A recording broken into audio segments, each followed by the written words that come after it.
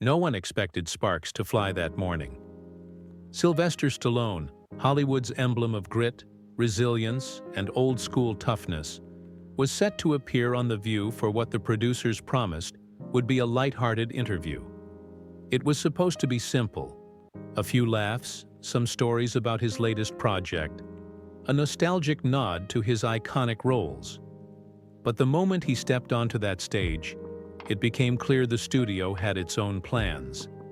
Like, before we move on, don't forget to hit subscribe button.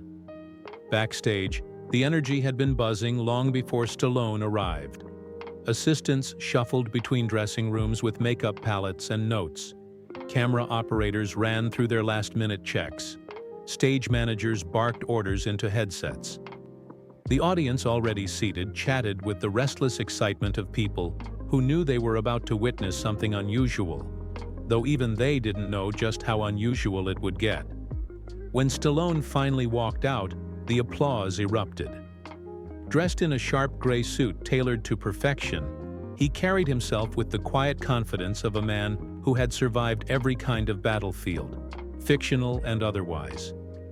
At 77, he still had the unmistakable presence of someone who refused to be small.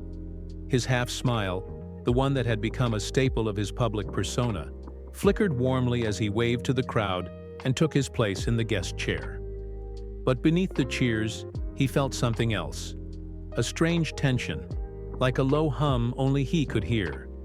Years in Hollywood had trained him to pick up on that subtle threat. The shift in tone, the expectancy in the air that signaled something might be off. He trusted that instinct more than most people trusted their friends.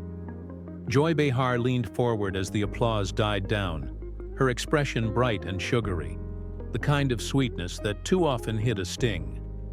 "Ladies and gentlemen," she announced, "we're joined today by the man who's been punching his way into our hearts since the 1970s. Please welcome Sylvester Stallone." "Nice to be here," Stallone said, his gravelly voice filling the studio with a warm rumble. He nodded at each host politely, settling in, but the moment his eyes met Joy's, he caught something. A glint, a subtle challenge. Then she went for it. "So, Sly, do you mind if I call you Sly?" she began, not really waiting for an answer. "You've been making these big, loud, testosterone-filled movies for, what, 50 years now? Don't you ever wonder if the world has outgrown all that macho stuff?" The audience let out a small, uncomfortable laugh. Stallone smiled politely, but his eyes sharpened. He'd heard jabs before, but this one came wrapped in playful mockery. He shifted in his seat, crossing one leg over the other. "Well, Joy," he replied, calm and measured, "my movies are about more than punching. They're about perseverance, sticking with something when everything's against you. People connect to that." Sure, she said with a dismissive wave. "But don't you think all that fighting maybe glorifies violence? Maybe gives young men the idea that they can just punch their way through problems?" Stallone clasped his hands, maintaining an almost unnatural calm. "Rocky didn't win because he threw the hardest punches," he said. "He won because he kept getting back up. That's not about violence, that's about heart." Before Joy could respond, Sonny Hostin jumped in, eyebrows raised. "But isn't that whole hyper-masculine vibe a little outdated now? Maybe today's audiences want something more nuanced." "More nuanced," Stallone repeated softly. His jaw tightened, but his smile held. "There's nothing more nuanced than the human will to push forward when everything says quit." Joy gave him a smirk that barely hid her impatience. "Oh, come on, Sly. Isn't it basically the same character every time? Rocky, Rambo, Barney Ross. Different outfits, same fists. They all sort of blend together." That one hit harder. The kind of jab meant to bruise. Stallone straightened his posture. "I've told stories about underdogs, broken soldiers, fathers trying to do right by their kids. If they have grit in common, it's because grit is universal." The audience clapped politely, but Joy rolled her eyes. "Let's not dress it up like Shakespeare.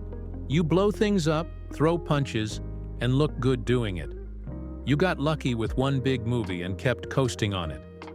A few people in the crowd gasped. Even the other hosts exchanged uneasy glances. Stallone inhaled slowly. "You're entitled to your opinion," he said, his voice low and steady. "But nothing about my career was handed to me. I wrote Rocky when I had nothing but hope, and it changed my life because I wouldn't give up." Joy pounced on that. Yeah, we've all heard the broke actor with a dream story, but that was decades ago. Maybe it's time to hang up the gloves instead of pretending these movies are doing anything more than cashing in on nostalgia. He looked at her for a long moment, steady, intense, but still composed. No anger, no defensiveness, just a man refusing to be bullied. Then he leaned back in his chair. And that was the moment everything shifted. He leaned back in his chair, and the energy in the studio seemed to tilt. The audience shifted, sensing a pressure change, the way people feel a storm moving in even before the clouds arrive. Stallone didn't speak right away. He simply studied Joy, his gaze calm but unflinching. The look of a man who had weathered enough battles to know when someone was trying to provoke a reaction. Joy, mistaking his silence for uncertainty, pushed further. "You know, Sly, sometimes hanging on too long can ruin a legacy. Maybe it's better to step aside while people still remember you fondly." That did it. Not because he was offended, but because he'd heard variations of that line for decades, from critics, from executives, even from people who'd once claimed to support him. But this time, it wasn't just commentary. It was said in front of an audience, with the intention to belittle, to frame him as an outdated relic clinging to relevance. Stallone uncrossed his legs, leaning slightly forward, elbows resting on his knees. The studio fell into a strange silence, the kind that doesn't feel empty but charged. When he finally spoke, his voice carried the weight of a man who had lived every struggle he described. "You know, Joy," he began, his tone steady, almost gentle. "Some people spend their whole lives trying to earn a moment that means something. I was one of them. I didn't start off with connections or money or a last name that opened doors. I slept in a bus station because I refused to give up on a dream nobody else believed in." He paused, letting that reality settle. "So when you say I'm hanging on too long, I hear something different. I hear someone who thinks success has an expiration date," the audience murmured. Joy blinked, thrown off balance for the first time. Stallone continued, his voice gaining quiet strength. "But see, legacy isn't about stopping while people are applauding. Legacy is about showing people that you're willing to work, to evolve, to still give everything you've got even when the world tells you you're done. I don't make movies to coast. I make them because I still have something to say." Sunny shifted in her seat, unsure whether to jump in or stay out of it. Stallone turned slightly toward her, addressing her earlier comment without malice. "And as for being outdated," he said, "I think people today are more lost, more overwhelmed, more beaten down than ever. They're not looking for flawless heroes. They're looking for someone who gets knocked down, gets back up, and keeps swinging. That's not masculinity. That's humanity." The audience applauded, louder now, no longer hesitant. Joy tried to regain control, forcing a thin smile. "Okay, Sly, but don't you think—" He raised a hand slightly, not to silence her but to finish his thought. "I've made mistakes in my life, a lot of them. I've fallen on my face. I've taken roles I shouldn't have. I've trusted people I shouldn't have. But every time I got back up, I became a little better, a little stronger, a little wiser. And if my work shows that, if it gives even one person the courage to take another shot at their own life, then I'll keep making movies until I can't move anymore." The room erupted in applause, this time undeniable, heartfelt, rolling across the studio like a wave. Even the camera operators looked up from their stations. The other hosts exchanged glances. They knew something significant had just happened. something far more real than the playful sparring they had planned. But Joy wasn't ready to give up. Not yet. She leaned in with a tight smile that didn't touch her eyes. "Well, Stallone, that's a pretty speech. But let's be honest." And then he delivered the blow no one expected. "Honest?" he repeated softly. "Honesty is respecting the work someone has done, even if it's not your taste. Honesty is asking questions without trying to belittle the person answering them. Honesty is recognizing that someone who's spent 50 years entertaining millions might deserve a little more than sarcasm." The studio went silent, completely silent. Joy opened her mouth, but nothing came out. For the first time, she seemed genuinely stunned. Stallone didn't gloat. He didn't smirk. He simply sat back, calm and collected, as the audience burst into the loudest applause of the entire show. If you want, I can continue the story with the aftermath, the crew's reaction backstage, the social media explosion, or Stallone's final remark before the cameras cut. The applause didn't just fill the studio, it swallowed it whole. Even the stage manager standing off camera paused, his hand frozen halfway to his headset. Joy tried to smile through the noise, but it came out strained, the kind of smile that slips when someone realizes they've misjudged their opponent. As the audience settled, Whoopi leaned forward, sensing the tension had crossed a line. All right," she said with a laugh meant to soften the moment. "Let's take a breath. Sly, you've clearly still got the fighter in you." Stallone chuckled lightly, the tension easing from his shoulders. "I'm not fighting," he said, "just standing my ground." The crowd responded again, clapping with renewed energy. Joy pretended to check her note cards, avoiding eye contact. Sunny cleared her throat, attempting to pivot. "So, Sylvester, your new film, what drew you to the story?" Stallone welcomed the shift. He spoke about craftsmanship, about storytelling, about the joy of creating something meaningful. His voice grew steadier and warmer, and for a moment the show returned to what it was supposed to be: an interview honoring a long, storied career. But Joy couldn't let the moment go. She leaned back in her chair, arms crossed, and when there was even the slightest pause in conversation, she struck again. "You talk about resilience a lot," she said. "But isn't there a point where resilience just becomes stubbornness? Where you're staying in the game purely out of ego?" The audience groaned, softly, involuntarily. They were tired of the jabs. Stallone heard it too. He turned to Joy, not irritated, not defensive, just done. That quiet kind of done that carries more force than shouting ever could. "Joy," he said, his tone calm enough to hush the room. "Ego is pretending you know someone's intentions without ever walking a mile in their shoes. Ego is easy. Resilience is hard.